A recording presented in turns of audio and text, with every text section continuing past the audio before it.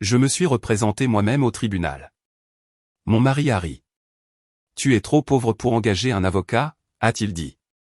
Tout le monde était d'accord. Je me suis levé. J'ai commencé à parler. Après ma première phrase, la salle d'audience s'est figée.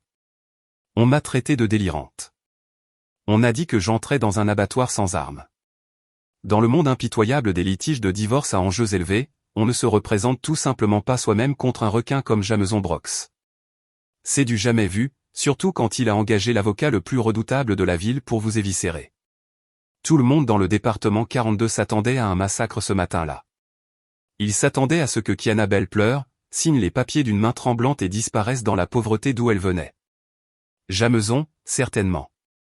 Il a même éclaté de rire quand je me suis levé. Mais mon mari avait oublié une chose cruciale. La personne qui aide à construire l'empire sait généralement exactement où les corps sont enterrés. Ce qui s'est passé au cours des 3 jours suivants n'a pas seulement fait taire son rire. Cela a stupéfié tout le système juridique et a révélé un secret si sombre que le juge a menacé de faire arrêter tout le monde dans la salle. C'est l'histoire de l'épouse qui a joué l'idiote seulement pour faire échec et mat au roi. Le rire n'était pas subtil. C'était un son riche et rauque qui rebondissait sur les murs en acajou de la cour supérieure. C'était le son d'un homme qui n'avait jamais perdu un seul jour de sa vie. Jameson Brox s'adossa dans son fauteuil en cuir italien, lissant le revers de son costume anthracite à $3000. Il se tourna vers son avocat, Harrison Howard, un homme connu dans les cercles juridiques comme « le boucher », parce qu'il ne laissait rien derrière lui. Jameson chuchota assez fort pour que la moitié de la salle entende. « Regarde-la, Harrison. Elle porte cette robe que je lui ai achetée pour un gala de charité il y a 5 ans. C'est pathétique. Elle se croit dans un film. » Harrison Howard ne rit pas. C'était un homme aux cheveux argentés et aux yeux comme du silex éclaté. Il se contenta de sourire en coin, tapotant son stylo plume en or contre la lourde table en chêne. « Laisse-la jouer la comédie, Jameson. Ça rend la mise à mort plus facile. Le juge Coleman déteste les pertes de temps. Elle sera condamnée pour outrage à la cour avant le déjeuner. » De l'autre côté de l'allée, à la table de la plaignante, j'étais assise. Je me sentais petite. La climatisation du tribunal tournait à plein régime et je frissonnais légèrement dans l'air froid.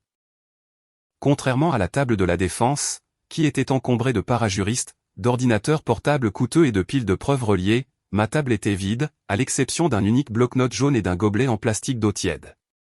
Je gardais la tête baissée. J'avais mes cheveux bruns tirés en arrière dans un chignon sévère et sage. Pour un observateur occasionnel, je ressemblais à une femme vaincue. Je ressemblais à une femme au foyer qui avait été échangée contre un modèle plus récent, en l'occurrence l'assistante personnelle de Jameson, Destiny Price, âgée de 24 ans. Très bien, beugla l'huissier. La lourde porte derrière le banc du juge s'ouvrit, et l'honorable juge de clan Coleman entra dans la pièce d'un pas rapide. Coleman était un juriste de la vieille école. Il n'avait aucune patience pour la théâtralité et encore moins pour l'incompétence. Il ajusta ses lunettes et regarda le rôle d'un air renfrogné. Affaire numéro 4920. Brox contre Bell, grommela le juge Coleman. Nous sommes ici pour l'audience finale sur le partage des biens et la pension alimentaire. Comparution. Harrison Howard se leva souplement, boutonnant sa veste. Harrison Howard, représentant l'intimé, Monsieur Jameson Brox, votre honneur. Le juge regarda ma table. Et pour la requérante? Je me levai. Ma chaise racla bruyamment le sol, un son dur dans la pièce silencieuse. Jameson gloussa de nouveau, couvrant sa bouche d'une main bien manucurée. Kiana Bell, votre honneur, dis-je. Ma voix était douce et légèrement tremblante, me représentant moi-même. Le juge Coleman regarda par-dessus ses lunettes. Il poussa un long soupir las qui signalait qu'il redoutait déjà ce procès. Madame Bell, je vais vous poser la question une seule fois, et je veux que vous écoutiez attentivement. Votre mari est le PDG de Brox Dynamics. Les biens matrimoniaux en question sont estimés à plusieurs dizaines de millions. Monsieur Howard ici exerce le droit depuis 30 ans. Êtes-vous absolument certaine de vouloir procéder en vous défendant vous-même? Vous apportez un couteau à beurre à une guerre nucléaire, madame. Je n'ai pas les moyens d'engager un avocat, votre honneur, dis-je en regardant mes mains. Jameson a coupé mon accès au compte joint il y a 6 mois. Harrison Howard se leva d'un bond. Objection. Votre honneur, Monsieur Brox a simplement sécurisé les actifs pour empêcher les dépenses futiles. Nous avons offert à Madame Bell un règlement généreux de $50 000 pour couvrir sa transition. Elle l'a refusé par dépit. $50 000. Le juge haussa un sourcil. Pour un patrimoine de cette taille? C'est plus que ce qu'elle avait en entrant dans le mariage, dit Harrison doucement. Elle était serveuse quand ils se sont rencontrés, votre honneur. Elle n'a aucune connaissance financière. Nous essayons de protéger le patrimoine. Je vois, dit le juge. Il me regarda. Madame Bell, je vous conseille vivement de reconsidérer le règlement. Si vous continuez, vous serez tenu aux mêmes normes qu'un avocat en exercice. Je ne vous tiendrai pas la main. Si vous ne vous opposez pas, les preuves sont admises. Si vous ne déposez pas les bonnes requêtes, vous perdez. Comprenez-vous? Je levai les yeux. Pendant une fraction de seconde, la peur dans mes yeux sembla s'évanouir, remplacée par quelque chose de plus froid et de plus dur. Mais ce fut si rapide que Jameson ne le vit pas. Je comprends, votre honneur, dis-je. Je suis prête. Jameson se pencha vers Harrison. Regarde ça. Elle va pleurer dans 10 minutes.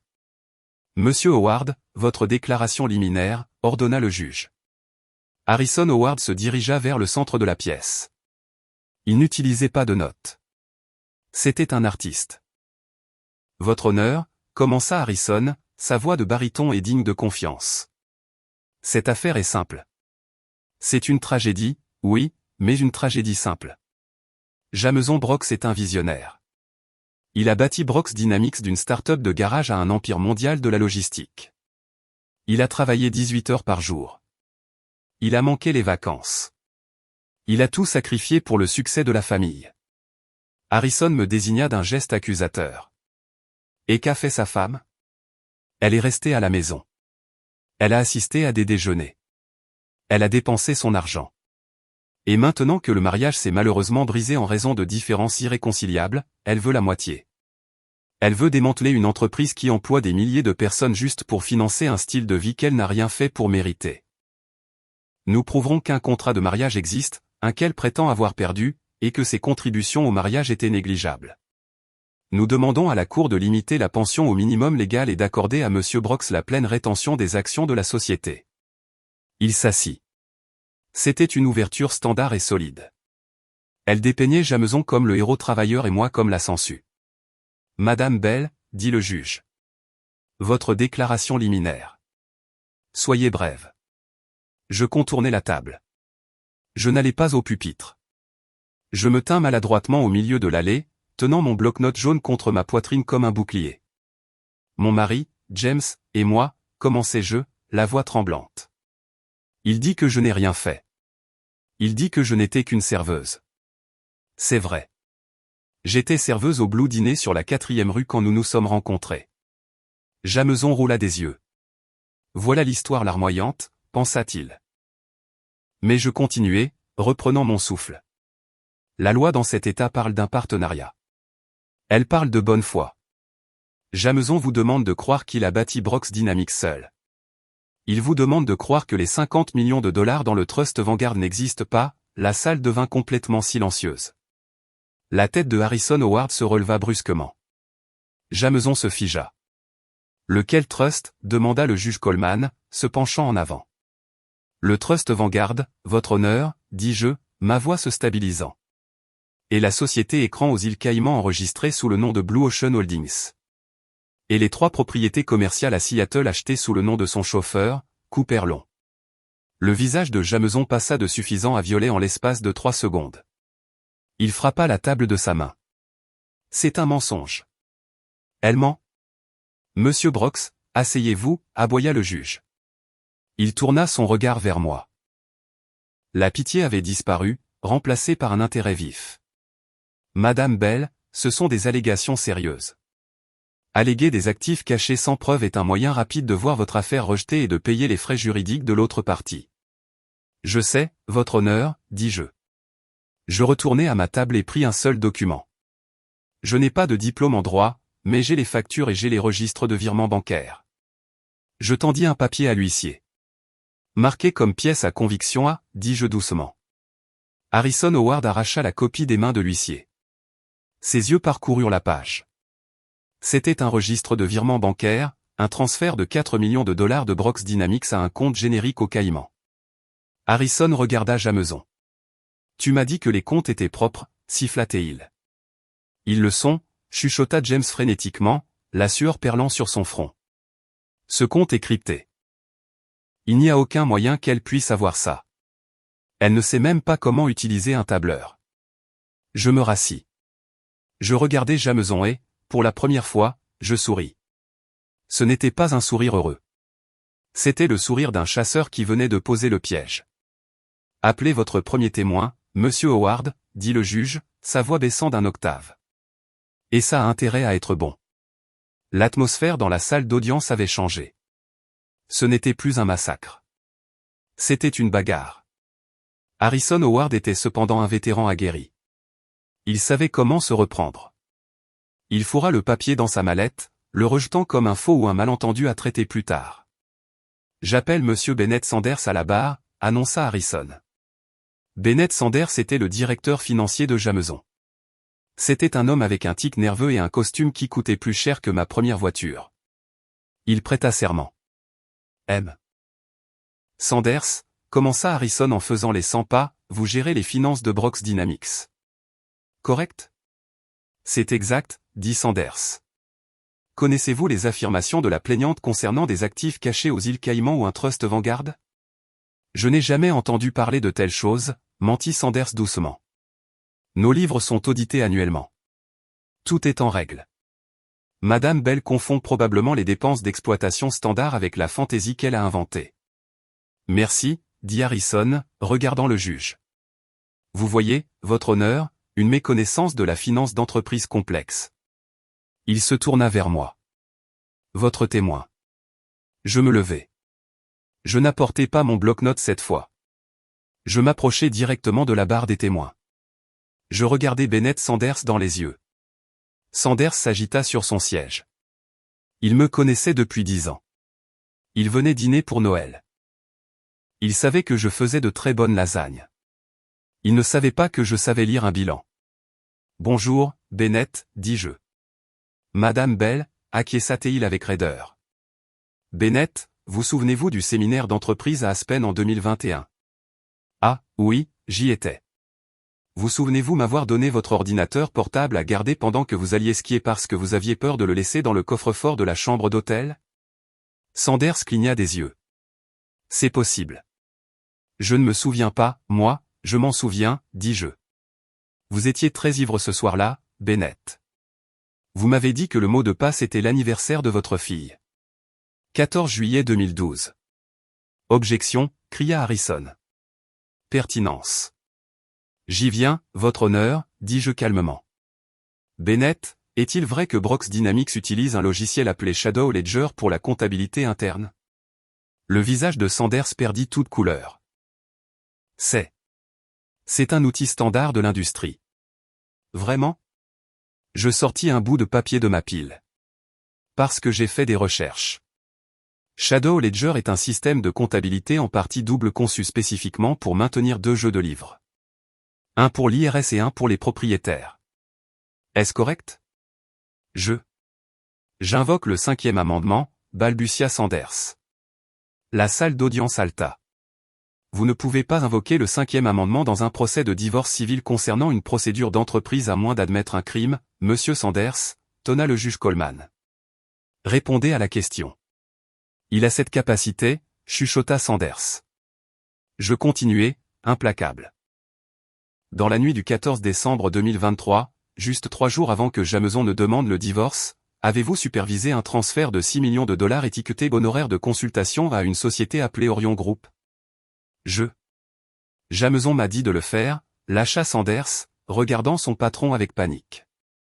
Il a dit que c'était pour une expansion future. Et qui possède Orion Group, Bennett? Je ne sais pas, mentit Sanders. Je me tournai vers le juge. Votre honneur, je voudrais soumettre la pièce à conviction B. Ce sont les statuts de constitution d'Orion Group, enregistrés au Nevada. Je plaçai le document sur le rétroprojecteur. Le nom sur l'enregistrement était clair pour tout le monde. Destiny Price. La salle d'audience éclata. Jameson se prit le visage dans les mains. Destiny Price était la maîtresse. Ordre. Ordre. Le juge Coleman frappa de son marteau. Il foudroya Jameson Brox du regard. M. Howard, contrôlez votre client et vos témoins ou je commencerai à émettre des sanctions qui vous feront tourner la tête. Harrison Howard regarda Jameson avec un venin pur. Tu m'as dit que la fille n'était pas impliquée dans les finances, siffla-t-il. Elle ne l'est pas, chuchota James en retour, terrifié. J'ai juste utilisé son nom. Je ne pensais pas que Kiana le trouverait. C'est une femme au foyer, Harrison. Elle tricote. Je retournai à ma table. Je m'assis et pris une gorgée d'eau. Ma main tremblait violemment maintenant. L'adrénaline se dissipait, me laissant nauséeuse. Je regardais Jameson. Il ne riait plus. Il me regardait avec un mélange de peur et de confusion. Il ressemblait à un homme qui était entré dans sa propre maison et avait trouvé un étranger assis dans son fauteuil. Mais je savais que ce n'était que le début. Exposer l'argent était la partie facile. La partie difficile était de prouver pourquoi je le méritais. Car Jameson avait encore une carte à jouer, une carte qui pouvait détruire ma réputation et me laisser sans rien, peu importe l'argent. Harrison se leva. Il ajusta sa cravate. Il avait l'air dangereux maintenant. Le sourire en coin avait disparu, remplacé par le regard froid et calculateur d'un prédateur qui avait été blessé. Votre honneur, dit Harrison, sa voix glaciale. Nous aimerions passer outre les finances pour un moment. Nous aimerions aborder la question de la conduite.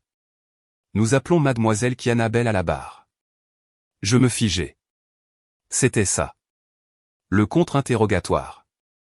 Je me levai et me dirigeai vers la barre des témoins. Madame Bell, commença Harrison en s'approchant de moi, envahissant mon espace personnel. Vous semblez très bien informé sur les affaires de votre mari aujourd'hui. Étonnamment bien. Je suis attentive, dis-je. Vraiment? Harrison sourit en coin. Parce que selon une déclaration sous serment de votre ancien psychiatre, le docteur Rowan Cox, vous souffrez de délire paranoïaque. N'est-il pas vrai que vous avez été interné en 2018 pour une dépression nerveuse? La salle redevint silencieuse. C'était le linge sale. J'ai cherché de l'aide pour une dépression, dis-je tranquillement. J'ai perdu un enfant. Ah, oui, dit Harrison, sa voix dégoulinant de fausse sympathie. Une tragédie. Mais pendant ce temps, vous avez accusé votre mari de vous espionner. Vous l'avez accusé de vous manipuler psychologiquement. Vous étiez sous médicaments, n'est-ce pas? Oui. Et n'est-il pas vrai, Harrison se pencha, que vous avez l'habitude de fabriquer des histoires pour attirer l'attention, que vous êtes, en termes médicaux, une narratrice peu fiable? Je regardai le juge, puis Jameson. Jameson souriait de nouveau. C'était son récit. Kiana la folle. La triste Kiana la folle. J'étais sous médicaments, dis-je, ma voix gagnant une force que je n'avais pas ressentie depuis des années. J'étais sous médicaments parce que mon mari me manipulait psychologiquement, et je peux le prouver aussi. Harrison Howard laissa échapper un petit rire dédaigneux et secoua la tête. Comment, demanda-t-il, regardant le juge avec un sourire narquois. Avec d'autres documents volés, Madame Brox? Non, dis-je calmement. Avec les enregistrements. Harrison cessa de rire instantanément. Son sourire s'évapora. Quels enregistrements, demanda-t-il. L'État de New York est un État où le consentement d'une seule partie est requis pour l'enregistrement audio, dis-je, citant parfaitement de mémoire le numéro de la loi. Pendant les 2 dernières années de notre mariage, j'ai porté un enregistreur vocal numérique dans ma poche. Chaque menace, chaque aveu, chaque fois que Jameson m'a dit qu'il me détruirait si j'essayais de le quitter, j'ai tout. Je plongeai la main dans mon sac fourre-tout et mes doigts se refermèrent sur le plastique froid d'une petite clé USB noire. Je la sortis et la brandis pour que toute la salle la voie. Pièce à conviction c'est, votre honneur, dis-je. Jameson bondit sur ses pieds si vite qu'il renversa sa lourde chaise en cuir avec un fracas. Elle ne peut pas faire ça, cria-t-il, son visage devenant rouge tacheté. C'est une conversation privée, Harrison. Arrête-la. Asseyez-vous, rugit le juge. La voix du juge Coleman résonna sur les murs en acajou. Monsieur Howard, si votre client parle une fois de plus sans y être autorisé, je le ferai bâillonner par l'huissier. Jameson se figea, la poitrine haletante, et se laissa lentement retomber sur sa chaise. Le juge Coleman tourna son regard vers moi. Madame Brox, vous me dites que vous avez des preuves audio de l'intimé admettant quoi exactement? Je regardai droit dans les yeux de Jameson. Je regardai droit dans ses yeux bleus terrifiés. Admettant la fraude, votre honneur, et admettant qu'il a payé le docteur Rowan Cox pour falsifier mon diagnostic afin de me garder sous contrôle. Le silence dans la salle d'audience était lourd et suffocant. C'était comme si tout l'oxygène avait été aspiré de la pièce. Même la sténographe judiciaire cessa de taper, ses mains planant au-dessus des touches. Lancez-le, ordonna le juge Coleman. L'huissier s'approcha et prit la clé USB de ma main tremblante. Il la brancha dans le système audiovisuel du tribunal. Un écran de projection descendit lentement du plafond, affichant une simple interface de lecteur multimédia. Le juge Coleman s'adossa dans son fauteuil à haut dossier, son visage illisible. M. Howard, j'autorise cela en vertu de l'exception de crime ou de fraude au privilège conjugal. Si cet enregistrement contient des preuves d'un crime, votre objection est rejetée avant même que vous ne la formuliez. Harrison Howard n'objecta pas. Il était trop occupé à regarder son client avec un air d'horreur naissante. Jameson serrait le bord de la table de la défense si fort que ses jointures étaient blanches. Il ressemblait à un homme regardant le compte à rebours d'une bombe qu'il ne pouvait pas arrêter. Lancez-le, répéta le juge. Les haut-parleurs du tribunal grésillèrent, puis une voix emplit la pièce. C'était sans équivoque celle de Jameson Brox. L'audio était clair, enregistré dans un espace avec un léger écho, probablement notre salle de bain principale avec ses hauts plafonds et ses sols en marbre. Arrête de pleurer, Kiana, ricana la voix enregistrée. C'est pathétique. Tu crois vraiment que quelqu'un va te croire? Tu es une décrocheuse scolaire qui a eu de la chance. Je sais ce que tu fais avec les comptes aux Caïmans, Jameson, dit ma voix sur l'enregistrement, semblant petite et effrayée. J'ai vu les papiers dans ta mallette. Le rire de Jameson sur l'enregistrement était cruel. Tu as vu des papiers, tu ne sais même pas ce que tu regardais. Mais disons que si. Disons que tu le dis à quelqu'un. Qui vont-ils croire? Le PDG d'une entreprise du Fortune 500 ou la femme au foyer hystérique qui a passé un mois dans un service psychiatrique? C'est toi qui m'y as mise, murmurai-je sur la bande. Tu as dit au docteur Cox de dire que j'étais paranoïaque. Je ne lui ai rien dit, se vanta la voix de Jameson. Je l'ai acheté. 50 000 $, c'est beaucoup d'argent pour un psy avec des dettes de jeu. Il écrira le diagnostic que je veux. Paranoïa, schizophrénie, bipolaire. Fais ton choix. Si tu essaies de toucher à mon argent, Kiana, je ne me contenterai pas de divorcer. Je te ferai interner de façon permanente. Je m'assurerai que tu baves dans une tasse pour le reste de ta vie pendant que je profite de mon argent avec quelqu'un qui l'apprécie. Maintenant, dégage de ma vue. L'enregistrement s'arrêta. Le silence qui suivit fut plus fort que l'enregistrement lui-même. C'était un silence lourd et suffocant qui pesait sur tout le monde. Le juge Coleman retira lentement ses lunettes de lecture. Il les nettoya avec un petit chiffon en microfibre, ses mouvements délibérés et terriblement calmes. Il les remit et regarda la table de la défense. Monsieur Howard, dit le juge, sa voix à peine un murmure, mais tranchant la pièce comme un couteau. Votre client vient-il d'admettre avoir soudoyé un professionnel de la santé pour falsifier un diagnostic de santé mentale dans le but de discréditer un témoin? Harrison Howard se leva. Il était pâle. Le sang avait quitté son visage. Votre honneur, je n'ai jamais entendu cet enregistrement auparavant. Je ne peux pas vérifier son authenticité. Il pourrait s'agir de technologie deepfake. Il pourrait être généré par l'IA. Ce n'est pas de l'IA, dis-je de ma table. Je me levai, mes jambes se sentant plus fortes maintenant. Parce que je ne suis pas venu seul, votre honneur. J'ai un témoin. Qui, lança Jameson, sa voix se brisant. Qui as-tu? Tu n'as pas d'amis. Je t'ai isolé de tout le monde. Je regardai au fond de la salle d'audience. Les lourdes portes en chêne s'ouvrirent. Un homme entra. Il était débraillé. Il portait un costume bon marché qui était de taille trop grand et taché au col. Il avait l'air de ne pas avoir dormi depuis une semaine. Il marchait en traînant les pieds, ses yeux parcourant nerveusement la pièce. C'était le docteur Rowan Cox. Jameson haleta, le son résonnant dans la pièce silencieuse. Non, murmura-t-il. J'appelle le docteur Rowan Cox à la barre, annonçai-je. Harrison Howard regarda Jameson avec un venin pur. Tu avais dit qu'il était en Europe, siffla Harrison. Tu avais dit qu'il était injoignable. Il l'était, siffla Jameson en retour.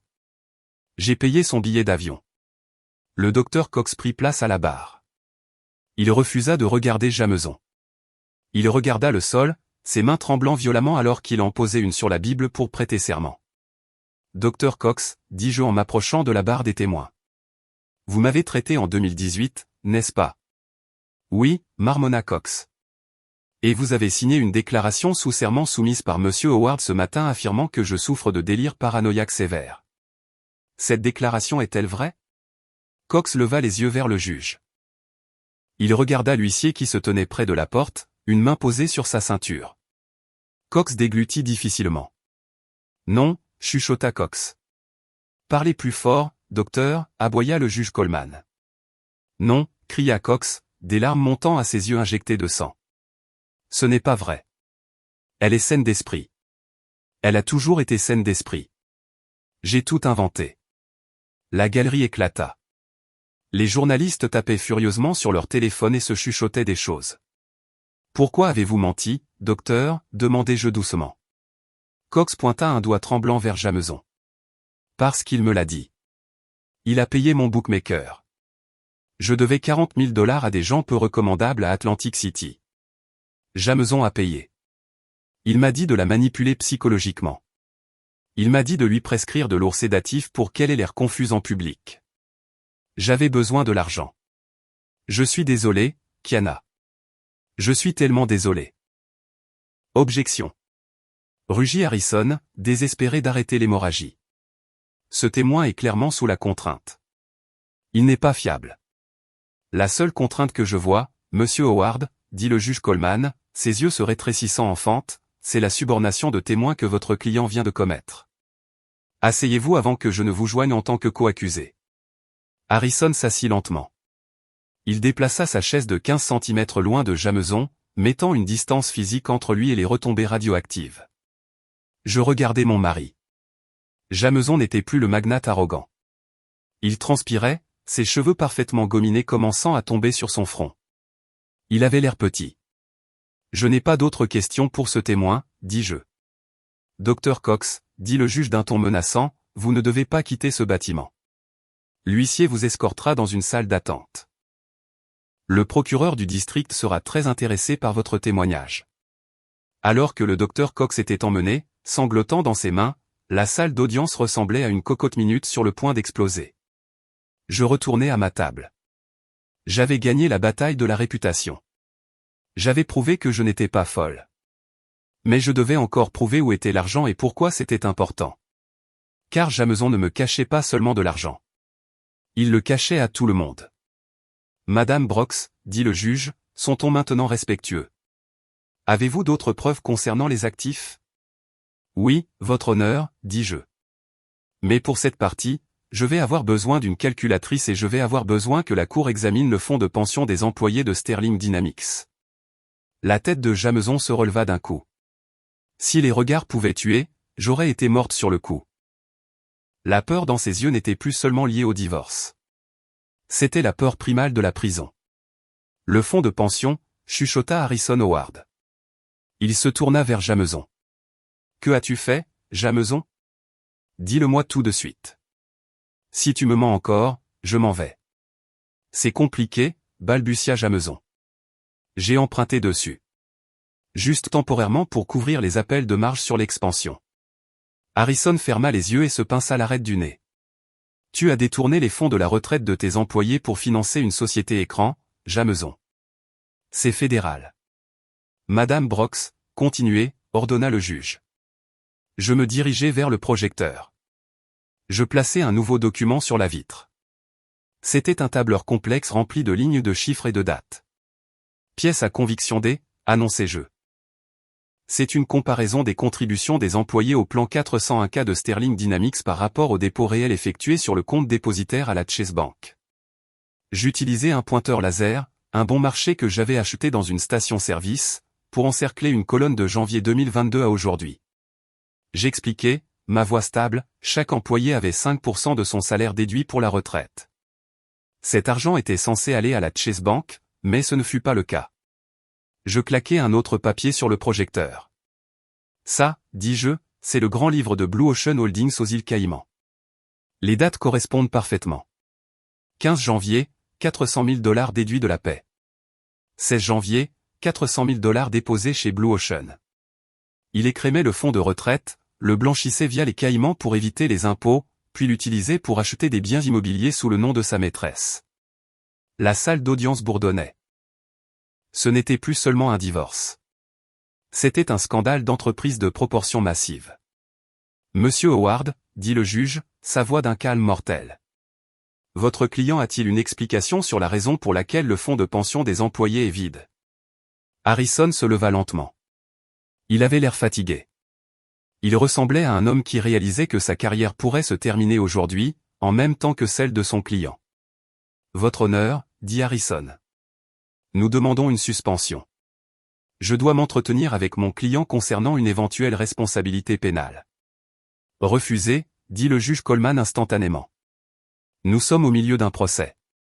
Si votre client souhaite invoquer ses droits du 5e amendement contre l'auto-incrimination concernant le détournement de fonds, il peut le faire. Mais cela me permettra de tirer une conclusion défavorable concernant les biens matrimoniaux. En termes simples, Monsieur Howard, s'il reste silencieux pour éviter la prison, il perd le divorce. S'il parle pour gagner le divorce, il va en prison. Choisissez. C'était l'échec et mat ultime. Jameson se leva. Il bouscula Harrison. C'est ridicule, cria Jameson. Je suis le PDG. C'est mon entreprise.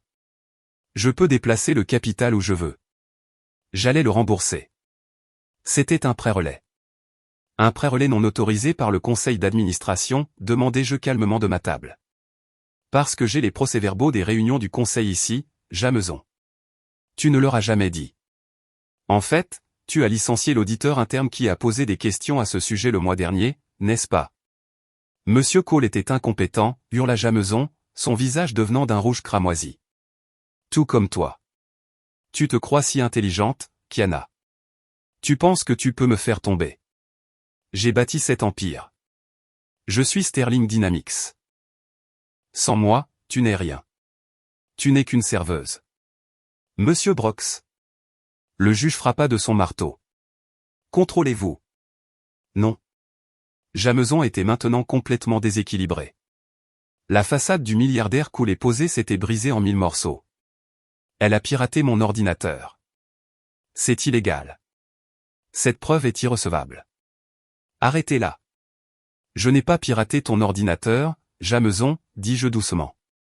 La pièce se tut pour m'entendre. Je n'ai pas eu à le faire, continuai-je. Tu as lié ton iPad au compte iCloud familial pour pouvoir télécharger des photos de tes voyages avec Destiny Price. Tu étais si arrogant.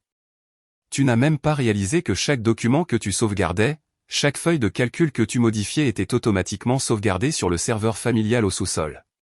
Le serveur que j'ai payé pour installer afin de stocker nos photos de mariage. Je le regardais avec pitié. Tu m'as tout pris, Jameson. Ma dignité, mes amis. Tu as essayé de me prendre ma santé mentale, mais tu as oublié de changer tes paramètres iCloud. Certaines personnes dans la galerie rirent. C'était un rire nerveux et choqué. Harrison Howard commença à faire sa mallette. Où allez-vous, monsieur Howard?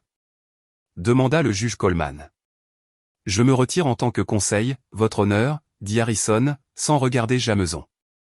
Mon client m'a menti, m'a impliqué dans une subornation de témoins, et est en train d'avouer une fraude électronique fédérale au dossier. Je suis éthiquement tenu de me retirer. Reste assis, Harrison. Jameson attrapa le bras de son avocat. Je te paie 1000 $ de l'heure. Tu ne pars pas avant que je le dise. Lâchez-moi, gronda Harrison, le repoussant. Monsieur Howard, vous resterez jusqu'à la conclusion de cette audience, décida le juge. Mais vous n'êtes pas tenu de suborner davantage de faux témoignages. Maintenant, Madame Brox, vous avez prouvé que les actifs existent. Vous avez prouvé les violences conjugales et la fraude. Quelle est votre demande de jugement? Je pris une profonde inspiration. Je regardais le bloc-notes jaune où j'avais écrit ma plaidoirie finale. Je n'en avais pas besoin. Je ne veux pas la moitié, votre honneur, dis-je. Jameson se figea. Quoi? Je ne veux pas la moitié, répétai-je fermement. Je veux tout. Pour quel motif? Demanda le juge, intrigué. Pour motif de dissipation d'actifs, je citai le précédent juridique. Lorsqu'un conjoint gaspille ou dissimule malicieusement des actifs pour frauder l'autre, le tribunal a le pouvoir d'accorder 100% du patrimoine restant à la victime. Jameson a vidé le fonds de pension. Il a dépensé des millions pour sa maîtresse. Il a caché le reste au Caïman. Si vous lui donnez la moitié, il fuira le pays. Il a un vol réservé pour le Brésil ce soir à 22h. Je brandis une impression d'un billet d'avion. Pièce à conviction, dis-je. Jameson vérifia frénétiquement ses poches à la recherche de son téléphone. Il avait réservé ce vol 2 heures plus tôt pendant la pause toilette. Comment l'avait-elle eu? Mon iCloud, chuchota Théil, horrifié. Il y a un risque de fuite, votre honneur, dis-je. Je demande le contrôle total des actifs liquides restants, la maison conjugale, et les actions de Sterling Dynamics à détenir en fiducie afin que je puisse rembourser les employés qu'il a volés. C'était un geste noble. Je ne demandais pas l'argent pour des yachts. Je le demandais pour sauver les travailleurs. Le juge Coleman regarda Jameson. Il regarda les preuves. Il regarda la barre des témoins vide où le docteur Cox s'était assis. Je suis enclin à être d'accord, dit le juge. Monsieur Brox, remettez votre passeport à l'huissier immédiatement. Je l'ai laissé à la maison, mentit Jameson. Huissier, fouillez-le, ordonna le juge. L'huissier s'avança. Jameson recula. Ne me touchez pas, cria Jameson. Il regarda la sortie. Il regarda la fenêtre. C'était un animal piégé. Soudain, les lourdes portes doubles à l'arrière de la salle d'audience s'ouvrirent avec un grand fracas qui fit sursauter tout le monde. Tout le monde se retourna. 6 hommes et femmes en coupe-vent bleu marine avec des lettres jaunes entrèrent. Ils étaient suivis par 2 officiers de police de New York en uniforme. Les lettres sur les vestes ne disaient pas FBI. Elles disaient SEC, Security and Exchange Commission, et derrière eux, le DOJ, Department of Justice. L'agent principal, une grande femme au visage sévère et aux cheveux tirés en un chignon serré, pointa la table de la défense. Jameson Brox, annonça TL, je suis l'agent spécial Monique Ramirez. Nous avons un mandat d'arrêt contre vous pour fraude sur les valeurs mobilières, détournement de fonds et blanchiment d'argent.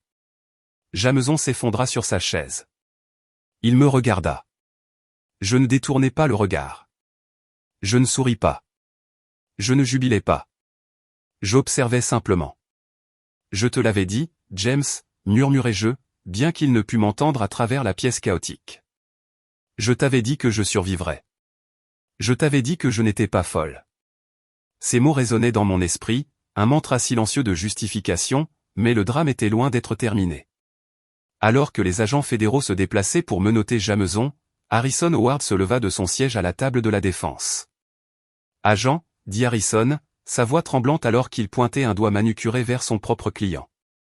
Monsieur Brox vient d'avouer des crimes supplémentaires au dossier du tribunal.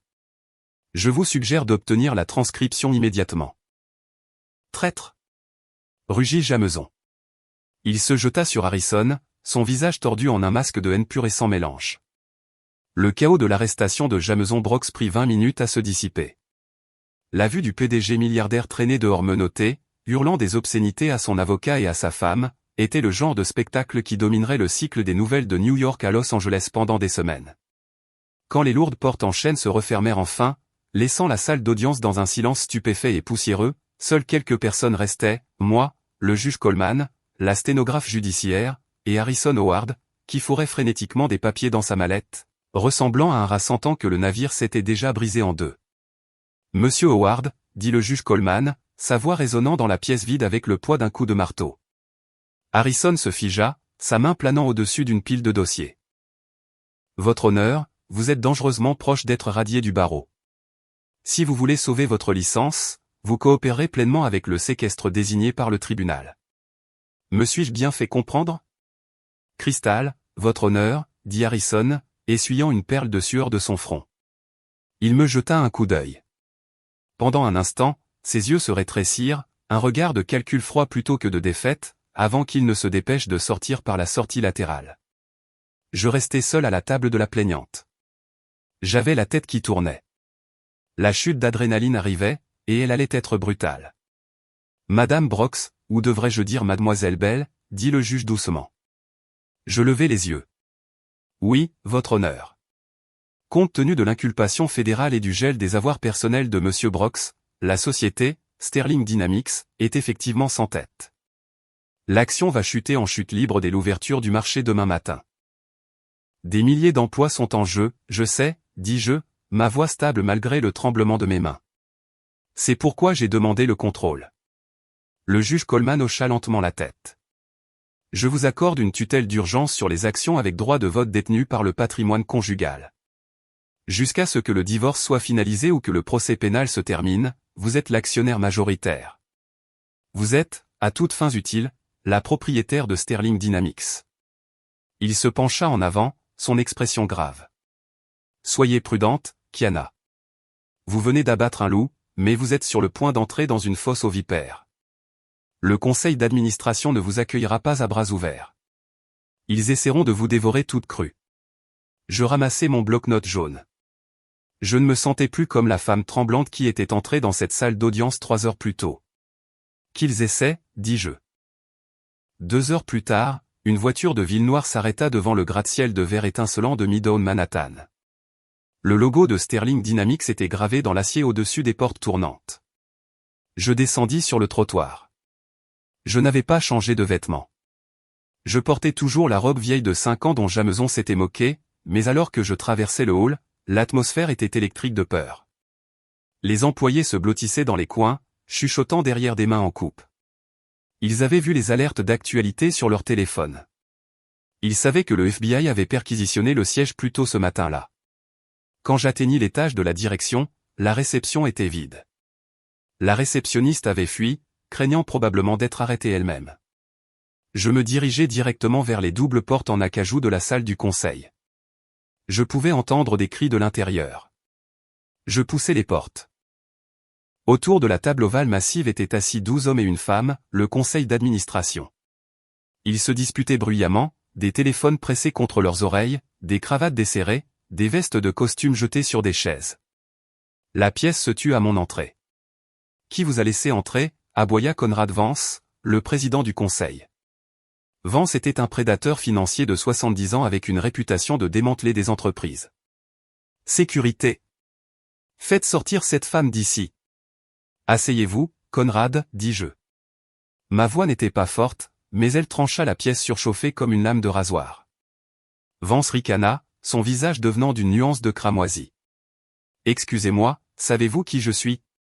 C'est une réunion restreinte. Rentre chez toi faire des biscuits, Kiana. Ton mari est en prison et cette entreprise est sous notre contrôle maintenant. Je me dirigeai vers le bout de la table, vers la chaise vide de Jameson. Je ne m'assis pas. Je me tins derrière, posant mes mains sur le dossier en cuir, sentant la texture froide sous mes paumes. En fait, dis-je, sortant l'ordonnance du tribunal de mon sac et la faisant glisser sur la table polie. Elle est sous le mien. Vance arracha le papier. Il le lut, son visage devenant de la couleur de la cendre. C'est de la folie, balbutia Vance. Coleman vous a donné les droits de vote. Vous n'avez aucune expérience. Vous êtes une femme au foyer.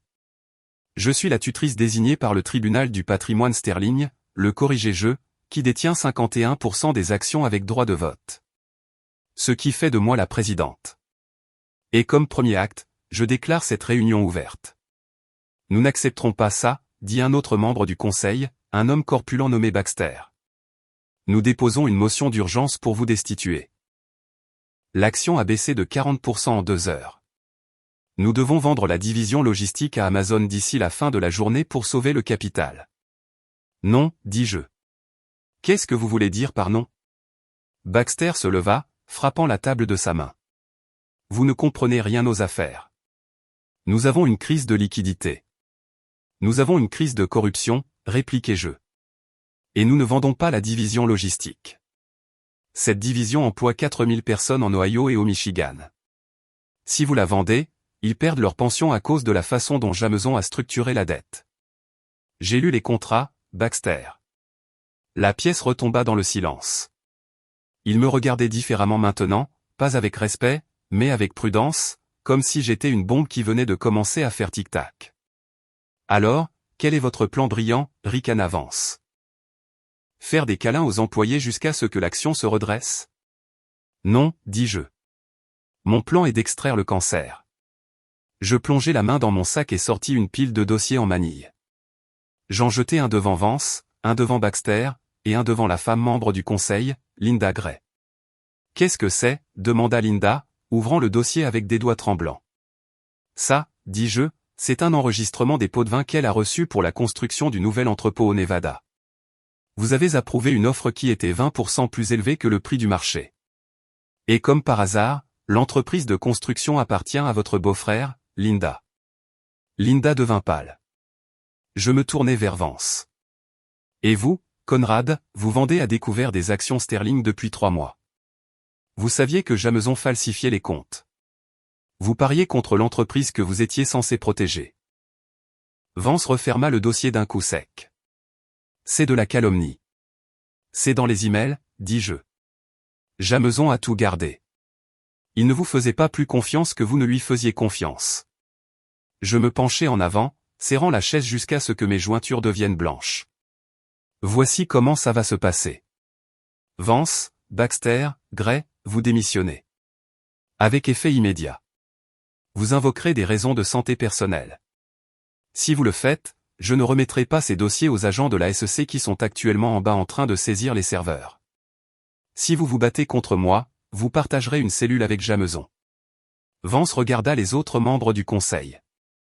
Ils détournèrent le regard, étudiant leurs chaussures ou le plafond. Il était seul. Vous êtes une sorcière, siffla Vance. Je suis une épouse qui a été attentive, répondis-je. Sortez. Vance se leva, prit son manteau et sortit en trombe. Baxter et Gray suivirent, la tête baissée de honte. Je regardais les 9 membres restants du conseil. Ils étaient assis parfaitement immobiles, terrifiés. Maintenant, dis-je, m'asseyant enfin dans le fauteuil en cuir. Il était trop grand pour moi, mais je remplissais la pièce de ma présence. Parlons de la façon dont nous allons rembourser le fonds de pension. La première semaine de mon règne en tant que PDG par intérim de Sterling Dynamics fut un tourbillon d'adrénaline et de caféine. J'avais purgé le conseil, stabilisé l'action et gagné le cœur des employés. Pour le monde extérieur, j'étais l'héroïne victorieuse. Mais à l'intérieur de la suite exécutive silencieuse au mur de verre au 42e étage, je ressentais un malaise lancinant. Je gagnais la guerre pour l'entreprise, mais je ne comprenais toujours pas pourquoi la guerre avait commencé en premier lieu. Pourquoi Jameson, un magnate milliardaire, avait-il épousé la fille d'un organisateur communautaire du Queens 10 ans plus tôt? Il était 23 heures un jeudi soir. Les nettoyeurs étaient partis depuis longtemps, laissant le bureau dans un silence lourd et pressurisé. J'étais assise au bureau massif en acajou de Jameson, fixant une peinture d'une goélette du 19e siècle sur le mur. Je me souvenais que Jameson s'était un jour vanté, à moitié ivre de scotch, qu'il gardait sa véritable assurance derrière ce navire. Je me levai, retirai la peinture et trouvai un coffre-fort mural. Je tapai le code. L'ego de Jameson était si fragile qu'il utilisait son propre anniversaire, et la lourde porte en acier s'ouvrit avec un clic. Il n'y avait pas d'argent à l'intérieur, juste une pile de vieux disques durs et un unique carnet usé relié en cuir rouge. Je pris le carnet sur le bureau et allumai la lampe de lecture en laiton. J'ouvris la couverture. Ce n'était pas un grand livre. C'était un journal des péchés. Il cataloguait des pots de vin, des déversements illégaux et des stratagèmes de chantage remontant à 20 ans. Mais en feuilletant les entrées de 2014, mon sang se glaça. Entrée du 12 juin 2014. Cible identifiée. Kiana Bell, fille de George Bell, le propriétaire des Brownstones sur le front de mer. Il ne veut pas vendre. Il prétend que la terre est sacrée pour sa famille. HH dit que nous avons besoin d'une solution de contournement. Mes mains commencèrent à trembler de manière incontrôlable. Bell était mon nom de jeune fille. Mon père George avait été un homme têtu et fier qui était mort sans le sou. Ou du moins, c'est ce que je pensais. Je tournai la page, mon cœur martelant contre mes côtes comme un oiseau piégé. Entrée du 4 juillet 2014. HH suggère la voix du veuf. Si George meurt sans testament, la terre va à la fille. Si j'épouse la fille, la terre devient un bien matrimonial. Nous pouvons contourner la société de préservation historique. C'est plus propre qu'un rachat. Je haletais, un son rauque dans la pièce vide.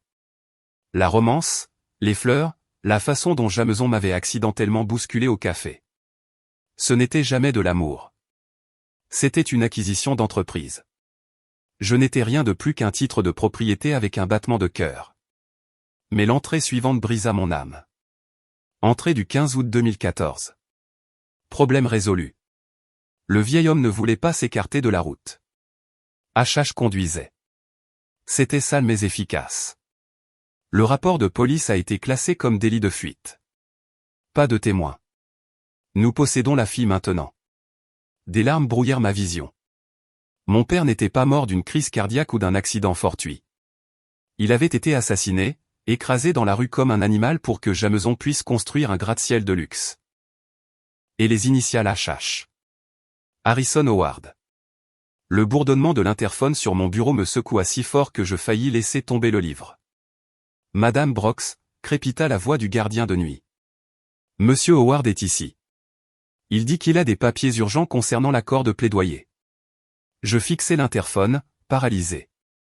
Le meurtrier était dans le hall.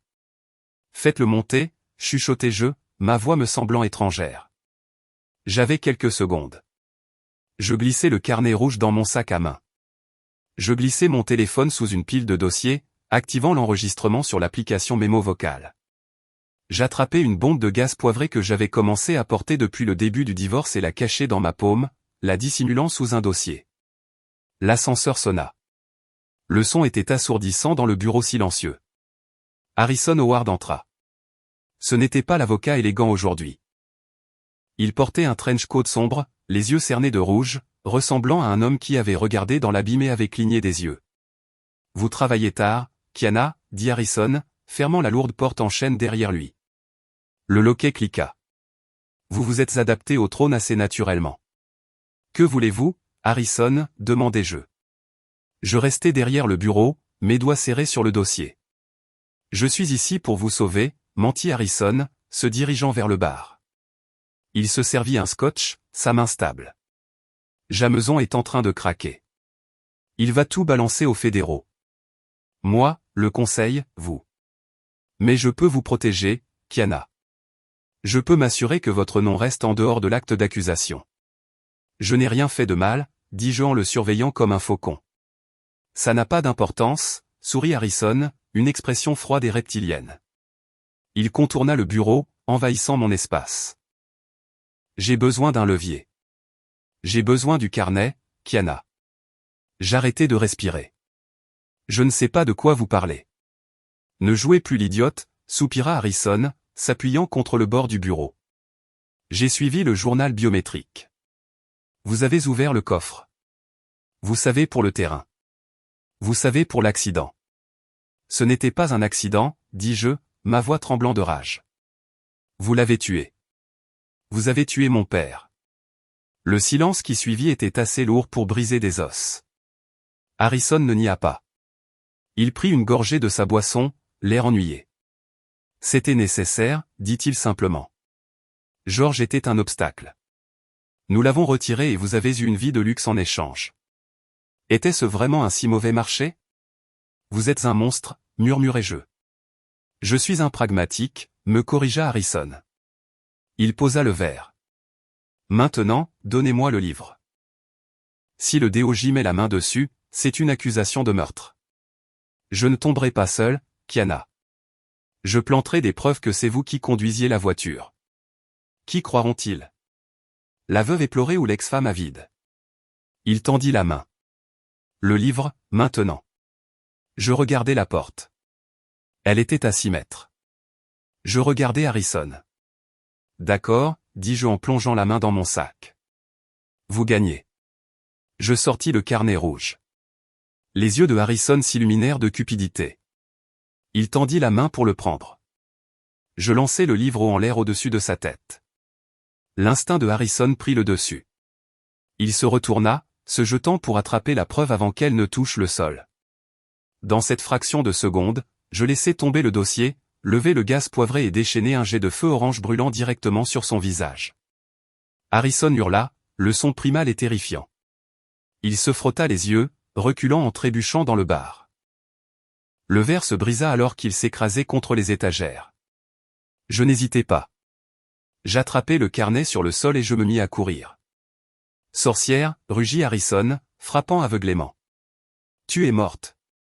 Je courus vers l'ascenseur, frappant de ma main le bouton d'appel. Allez. Allez. Je pouvais entendre Harrison trébucher dans le couloir derrière moi, maudissant dans une rage aveugle. Les portes s'ouvrirent. Je me jetai à l'intérieur et appuyai sur le bouton du hall. Alors que la porte se refermait, je vis Harrison faire irruption dans le couloir, son visage enflé et rouge, un éclat de verre brisé à la main. Les portes se fermèrent, m'enfermant. Mais alors que l'ascenseur descendait, je savais que le cauchemar n'était pas terminé. J'étais piégé dans un bâtiment avec un tueur, et il n'y avait plus nulle part où se cacher. Les portes de l'ascenseur s'ouvrirent avec un joyeux ding qui semblait obscènement lumineux dans le hall sombre. Je sortis en titubant dans l'espace caverneux de marbre et de verre. Il était habituellement animé, mais ce soir, c'était un tombeau silencieux. Je courus vers les portes tournantes, mes talons claquant bruyamment sur le sol poli. Je poussai contre le verre lourd. Il ne bougea pas. La panique monta dans ma gorge. Le protocole de sécurité de nuit. Le bâtiment se verrouillait automatiquement à minuit. Je vérifiai frénétiquement mes poches, mais la carte d'accès de Jameson avait disparu, tombée dans la lutte à l'étage. J'étais piégé. Kiana. Le cri résonna dans la cage d'ascenseur, suivi par le bruit sourd de pas dans la porte de l'escalier de secours. Harrison n'avait pas attendu l'ascenseur. Il descendait les escaliers, et il se rapprochait à chaque seconde. Il avait pris les escaliers, alimenté par une rage meurtrière terrifiante qui semblait défier ses limites physiques. Kiana Bell plongea derrière le massif bureau de sécurité en granit dans le hall juste au moment où la lourde porte en acier de l'escalier s'ouvrit violemment, claquant contre le mur avec une violence qui résonna dans l'atrium vide. Harrison Howard entra en boitant dans le hall caverneux, et il ressemblait à quelque chose sorti d'un cauchemar. Ses yeux étaient injectés de sang et pleuraient des larmes incontrôlables à cause du gaz poivré. Sa peau était tachetée, enflée et rayonnait de chaleur. Dans sa main droite, il serrait un éclat dentelé de cristal lourd, probablement un morceau cassé d'un trophée dans le couloir, maintenant reconverti en un poignard de fortune capable de causer des dommages mortels. « Je sais que tu es là », Kiana entendit Harrison râler, sa voix sonnant comme du gravier broyé contre du verre alors qu'elle rebondissait sur les murs froids en marbre. Le bâtiment est en confinement total. Les portes sont magnétiques. Tu ne peux pas sortir et je t'assure que la police n'arrivera pas à temps pour te sauver. Kiana s'accroupit plus bas, pressant son dos contre la pierre fraîche du bureau, serrant le carnet en cuir rouge contre sa poitrine comme un bouclier. Son autre main serrait son smartphone si fort que ses jointures devinrent blanches. L'écran était allumé. L'appel avec l'agent spécial Monique Ramirez, silencieux mais bien connecté. Tu penses vraiment que tu as gagné, n'est-ce pas, railla Harrison, se déplaçant lentement vers le centre de la pièce. Il chassait au son, inclinant la tête, essayant d'écouter au-delà du flux de sang dans ses propres oreilles. Tu penses que juste parce que tu as trouvé un journal, tu peux nous faire tomber. Jameson est faible. Il l'a toujours été. Mais moi, je résous les problèmes. Je répare les choses, comme j'ai résolu le problème de ton père il y a toutes ces années. Il arrêta de bouger. Dans le silence du hall, la climatisation bourdonnait, mais ce n'était pas suffisant pour masquer le son de la respiration haletante et terrifiée de Kiana derrière le bureau. Je t'ai trouvé, chuchota Harrison. Il bondit autour du coin du poste de sécurité avec une vitesse surprenante. Kiana hurla, un son brut d'instinct de survie pure, et recula en rampant sur les mains et les genoux, mettant de la distance entre elle et l'homme qui avait détruit sa famille. Elle recula vers la massive fontaine décorative au centre du hall, l'eau cascadant sur ses carreaux d'ardoise. Harrison combla la distance, levant le poignard de verre au-dessus de sa tête, son visage tordu en un masque de haine pure et sans mélange. « Donne-moi le livre, Kiana, gronda-t-il, la salive volant de ses lèvres. « Donne-le-moi maintenant, et je ferai ça vite. » Kiana leva les yeux vers l'éclat de verre mortel qui captait les lumières du hall. Elle regarda l'homme qui avait orchestré les plus grandes tragédies de sa vie. Puis elle baissa les yeux sur le téléphone dans sa main. Quelque chose en elle changea. La peur s'évapora, remplacée par une résolution froide et dure. Non, dit-elle, sa voix tremblant au début, mais gagnant en assurance à chaque syllabe. Je ne te donne pas le livre, Harrison. Mais je vais te donner un public. Elle brandit le téléphone, l'écran brillant dans le hall sombre. Agent Ramirez, avez-vous entendu cette confession? Une voix nette et amplifiée coupa le silence, assez forte pour que Harrison l'entende par-dessus le bruit de l'eau de la fontaine. Nous avons tout enregistré, Madame Brox. Restez à terre et regardez l'entrée principale. Harrison se figea, son bras toujours levé, la confusion obscurcissant ses yeux enflés. Soudain, le monde explosa. Les immenses portes tournantes en verre à l'avant du bâtiment Sterling Dynamics volèrent en éclats avec un fracas assourdissant alors qu'un camion blindé du SWAT percuta l'entrée, le métal gémissant contre la pierre. Des hommes en équipement tactique lourd envahirent l'ouverture déchiquetée, les faisceaux rouges de leurs viseurs laser coupant à travers la poussière et les débris comme des sabres laser. Agents fédéraux, lâchez l'arme, à terre. Les ordres furent aboyés avec autorité, rebondissant sur les hauts plafonds. Harrison Howard se tenait là, clignant des yeux sous les lumières tactiques aveuglantes, l'air petit et pathétique contre le mur des forces de l'ordre. Réalisant que c'était vraiment fini, que son argent et ses relations ne pouvaient pas le sauver de cela, il laissa tomber l'éclat de verre. Il se brisa sans danger sur le sol en marbre. Il tomba à genoux, levant les mains en signe de défaite. Alors que les officiers l'encerclaient, le menottant et l'emmenant, l'agent spécial Monique Ramirez traversa calmement les débris, ses talons claquant sur le sol. Elle s'approcha de Kiana, qui se tenait près de la fontaine, tremblant alors que l'adrénaline commençait à quitter son corps. « Madame Brox, ça va ?» demanda Ramirez, sa voix s'adoucissant. Kiana prit une profonde inspiration et lui tendit le carnet rouge. « Tenez » chuchota-t-elle, sa voix à peine audible.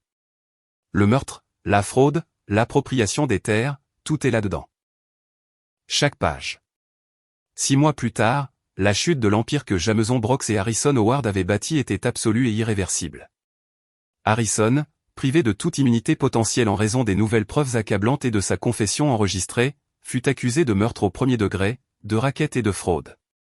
Il n'alla jamais jusqu'au procès. Il mourut en prison 3 mois après son incarcération, une fin solitaire pour un homme qui pensait posséder le monde. Jameson Brox, face à une montagne de preuves, accepta un accord de plaidoyer. Il accepta 25 ans dans une prison fédérale. La dernière fois que Kiana le vit, il pleurait alors que les huissiers l'emmenaient menotté, son costume cher remplacé par une combinaison de prisonnier qui flottait sur sa silhouette. Mais l'histoire se termina exactement là où elle avait commencé, avec la terre. Par un matin d'automne frais et doré, Kiana se tenait à la tête de la table de la salle du conseil dans le gratte-ciel qui l'intimidait autrefois. Les prédateurs financiers et les avocats habiles étaient partis. À leur place se trouvaient des chauffeurs de camions aux mains calleuses, des chefs d'équipe en polo, et des secrétaires qui avaient fait tourner l'entreprise pendant des décennies. Cette entreprise a été construite sur la terre pour laquelle mon père est mort, leur dit Kiana, sa voix claire et forte. Il croyait en un travail honnête et en la communauté. À compter d'aujourd'hui, Sterling Dynamics n'est plus une société privée. C'est une coopérative appartenant aux employés. Vous possédez les actions. Vous gardez les bénéfices. La pièce éclata en acclamations, en larmes et en applaudissements, un son bien plus doux que n'importe quelle assemblée d'actionnaires. Kiana sortit du bâtiment, l'air d'automne frais sur son visage, et conduisit sa modeste berline jusqu'à un cimetière tranquille juste à l'extérieur des limites de la ville. Elle marcha sur les feuilles craquantes jusqu'à atteindre une pierre tombale simple et bien entretenue. On y lisait « Marcus Bell ». Elle s'agenouilla dans l'herbe, ne se souciant pas des taches sur son jean. « Je l'ai récupéré, papa », chuchota-t-elle, plaçant une copie de l'ordonnance du tribunal sur l'herbe à côté d'un bouquet de lys frais. « J'ai récupéré la terre et je leur ai fait payer ce qu'ils t'ont fait. » Elle se leva, essuyant ses yeux, mais c'étaient des larmes de soulagement, pas de tristesse. Elle n'était plus la serveuse. Elle n'était plus la victime. Elle était Kiana Bell, et elle n'avait jamais été aussi forte. On dit toujours que l'enfer n'a pas de fureur comparable à celle d'une femme bafouée. Mais Kiana a prouvé que la fureur n'est pas toujours bruyante, et elle n'est pas toujours chaotique. Parfois, la vraie fureur est organisée. Elle est patiente et elle est légale. Jameson et Harrison pensaient qu'ils étaient intouchables parce qu'ils avaient l'argent, le pouvoir et la loi à leur solde. Ils se sont moqués de Kiana parce qu'elle n'était qu'une épouse, juste un inconvénient temporaire. Mais ils ont oublié la règle la plus importante de la survie, on n'accule jamais, jamais une femme qui n'a plus rien à perdre. Kiana n'a pas seulement gagné un règlement de divorce. Elle a démantelé un empire criminel brique par brique et a révélé un meurtre vieux de plusieurs décennies. Si vous avez aimé cette histoire de justice servie glacée, veuillez cliquer sur le bouton j'aime. Cela aide vraiment la chaîne à se développer et nous fait savoir que vous voulez plus d'histoires comme celle-ci. N'oubliez pas de vous abonner et d'activer les notifications pour ne jamais manquer le drame. Dites-moi dans les commentaires, pensez-vous que 25 ans était suffisant pour Jameson ou méritait-il la perpétuité comme Harrison ?